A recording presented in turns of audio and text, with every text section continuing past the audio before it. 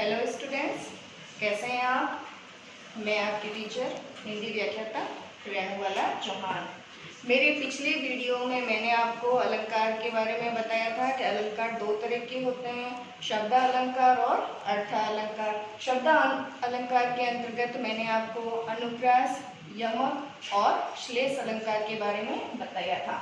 आज हम अगला शब्द अलंकार वक्रोक्ति अलंकार के बारे में पढ़ेंगे। आइए पहले हम इसके शाब्दिक अर्थ के बारे में देखते हैं। वक्रोक्ति जो है वो दो शब्दों से मिलकर बना हुआ होता है। वक्र धन उक्ति। वक्र का अर्थ होता है टेढ़ा और उक्ति का तात्पर्य होता है कथन, यानी टेढ़ा कथन या टेढ़ा वाक्य।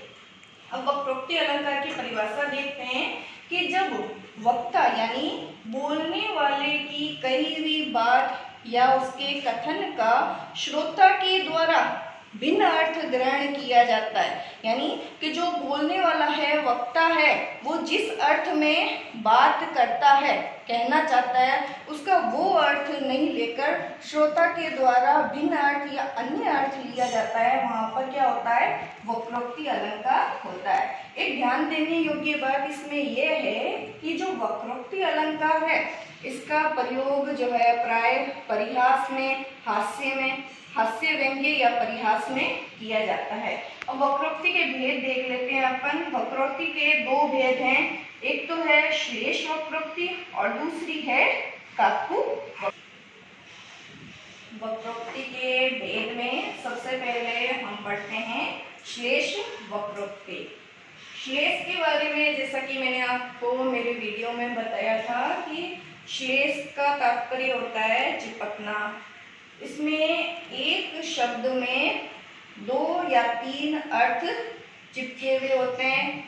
अभिप्राय यह है कि एक शब्द के दो या तीन अर्थ प्रसंग के अनुसार निकलते हैं। अब श्लेष वक्रोक्ति में भी ऐसा होता है कि वक्ता जो बोलता है, जिस उक्ति को बोलता है, श्रोता द्वारा श्लेष के आधार पर, क्योंकि उस शब्द के अन्य अर्थ भी होता है, उस आधार पर अन्य अर्थ ग्रहण करता है। आइए अब एक इसे उदाहरण के तौर पर अपने समझते हैं कि को तुम घनश्याम में तो जाए कहूँ वर्षा करो।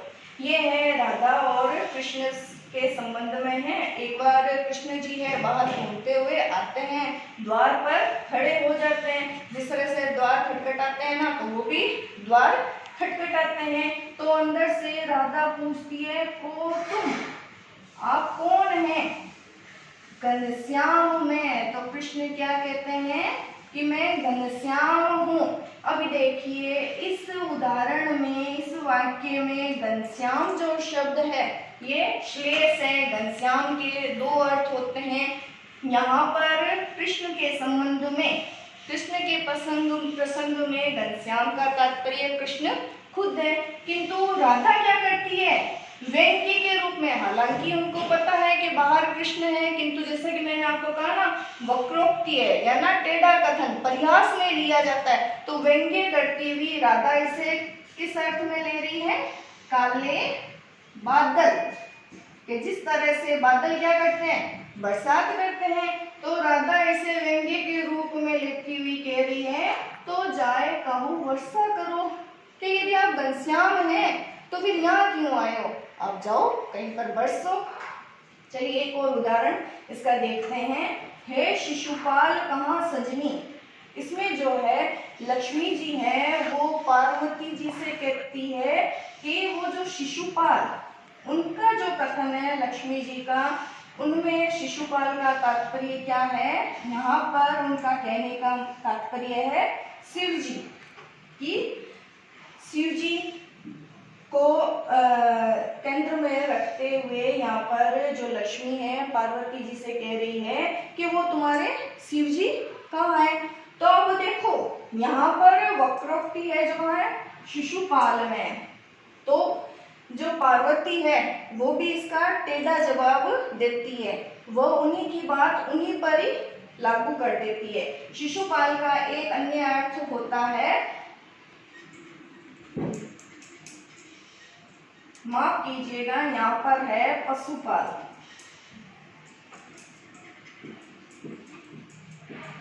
माफ कीजिएगा कि जो लक्ष्मी है वो पार्वती जी से कह रही है कि वो जो पशुपाल है, पशुपाल यहाँ लक्ष्मी जी का कहने का तात्पर्य है शिव, कि आपके जो पशुपाल है शिव जी जो है वो कहाँ है।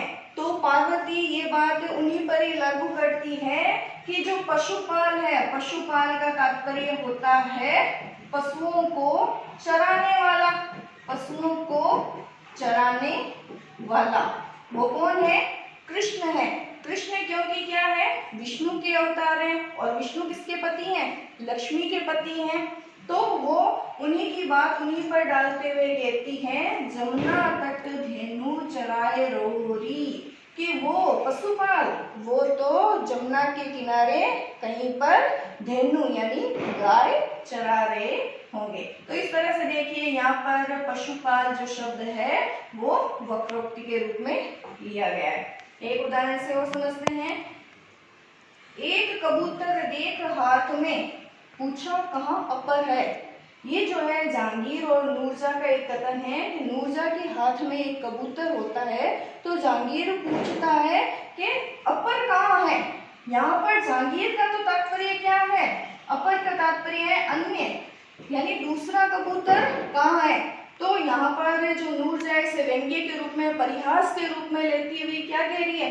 कहाँ अपर कैसा, अपर कैसा, उड़ गया वह सफर है। यहाँ पर नूरजहाँ का तात्पर्य, अपर का तात्पर्य है बिना पंख वाला, कि आप जिस कबूतर की बात कर रहे हो कोई बिना पंख वाला थोड़े ना, वो तो सफर है, यानी पंखों वाला।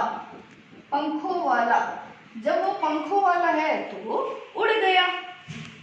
तो देखिए यहाँ पर भी अपर और सफर, इसमें वक्रोक्ति अलंकार है। इसके दो अर्थ है। अपर जो है अ प्लस पर, यानी बिना पंख वाला, और जहांगीर के संदर्भ में है अन्य।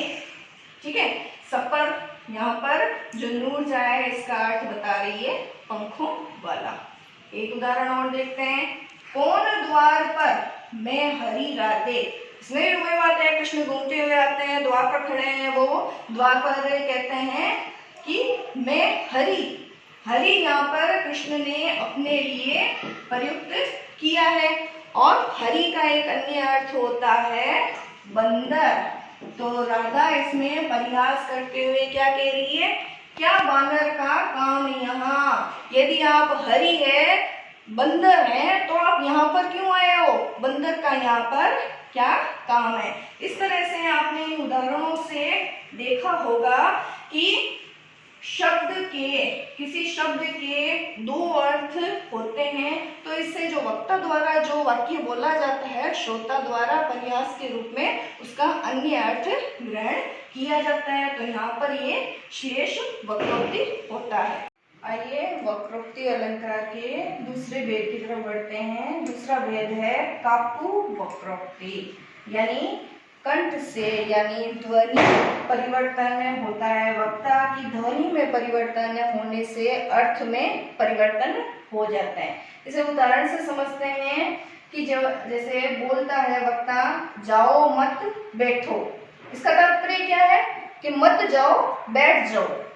फिर वो परिवर्तन आ जाता है उसके लहजे में, तो वो इस तरह से बोलता है, जाओ मत बैठो। इसका तात्पर्य क्या होगा? कि चले जाओ, बैठो नहीं। तो इस तरह से आपने इसमें देखा कि किस तरह से वक्ता की ध्वनि में परिवर्तन होने से अर्थ में परिवर्तन हो जाता है। चलिए एक और उदाहरण देखते हैं। आए हूँ मधुमास के प्रीतम एहे नाही। आए हूँ मधुमास के प्रीतम एहे नाही। एक विरणी है जो अपनी सखी से कह रही है कि बसंत आ गया है, क्या प्रीतम आएंगे नहीं? आएंगे नहीं। तो यहाँ पर दूसरी जो सखी है या फिर विरहणी है वो कह रही है कि आए हो मधुमास के प्रीतम ए नहीं। अपनी ध्वनि में परिवर्तन करते हुए वो कह रही है कि बसंत आ गया है, क्या प्रीतम आएंगे नहीं? इसका तात्पर्य क्या है? जरूर आएंगे। एक और उदाहरण देखते हैं। एक कहियो वर देत शिव भाव चाहिए मित्र। एक व्यक्ति है दूसरे व्यक्ति से कह रहा है कि जो शिव को प्रसन्न करना है, वर मांगना है, या शिव जब वर देते हैं तो उसके लिए क्या चाहिए? भाव चाहिए मित्र। तो दूसरा जो है सुनकर कहता है, सुनी के को भूले भरी भाव चाहिए मित्र। तो वो अपने ध्वनि में परिवर्तन, अपने लहजे में परिवर्तन करते हुए कहता है कि शिव से वरदान मांगने के लिए भी क्या भाव चाहिए? तात्पर्य ये है कि शिव तो इतने भोले हैं कि बिना भाव के ही वरदान दे देते हैं। तो इस तरह से आपने देखा कि काकू वक्रोक्ति में कंठ से निकलती है ध्वनि, तो ध्वनि और लहजे में परिवर्तन करके किस तरह से अर्थ में परिवर्तन हो जाता है। तो बच्चों, आज मैंने वक्रोक्ति अलंकार, उसकी परिभाषा, उसके भेद के बारे में आपको बताया है। आशा करती हूँ ये आपको समझ आ गया होगा। धन्यवाद।